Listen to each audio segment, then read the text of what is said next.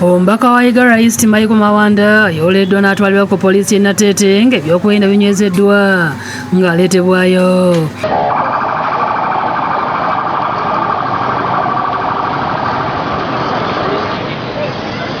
Kitegerekese ng'omubaka Mawanda akwatiddwa ne banne abalala babiri ng'ekitongole kya poliisi ekikola ogw'obukesi kye kibavubye. Basudde emisanvu ku poliisi eno nga mmotoka ezikyamawo zibadde zimala kwazibwa. Abazze okuwaba emisango emirala bo balabiddwako nga mpawo abafaako okutuusa ng'omubaka ayingiziddwa. Omubaka Mawanda kitegerekese ng'asuze ku poliisi eno wagenda okugiba olunaku olw'enkya atwalibwe mu kkooti okuvunaanibwa emisango gye. Bo ababaka babiri kitegerekese nti batwaliddwa ku poliisi ez'enjawulo.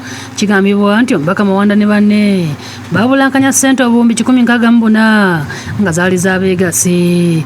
Bino bijjidde mu kiseera nga ababaka abalala 3 bakyaweera ennemba n'emisango egy'okulya enguzi nga bano kuliko Cissy Namujjudde Onoziyo, omukyalo ow'Erwengo Yusuf Mutembuli, ate nga ye Paul Akamba yayimbulwa ku Lwokutaano lwa wiiki ewedde. Ate abantu abaali babagalidde emmundu nga bali mu ngoye eza bulijjo ne baddamu ne bamuvuba nga yakafuluma mu kkooti. Ate yo kkooti ewozesa abalyake n'abalabba y'ekololo esindise Dr. Byarugaba Baterana n'abalala 6 mu kkomera Luzira nga bavunaanibwa okwesoobya ensimbi za gavumenti ne bagifiiriza obuwumbi obusoba mu 6 kyokka nga bonna emisango bagyegaanye.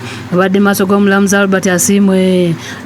You flouted payment procedure when you irregularly processed payment of Uganda shillings 3,658,380 shillings to Sematraco International Limited. What do you have to say?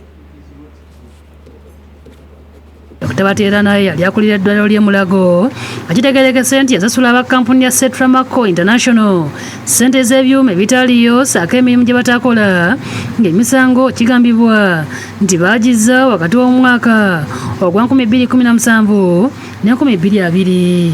Ono avunaanibwa ne Edward Kataha, yingini w'eddwaliro ly'e Mulago, Kenneth Wafula, Christopher Okwale, Aida Kamuchunguzi, Robert Wasike ne Catherine Winfred.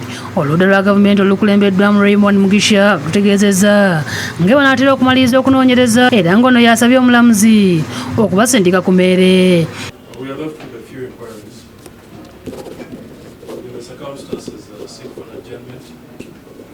Omulamuzi alagidde ab'ekitongole ky'amakomera okujjanjaba Dr. Baterana olw'embeera gy'alimu kubanga muntu wa buvunaanyizibwa mu ggwanga lino.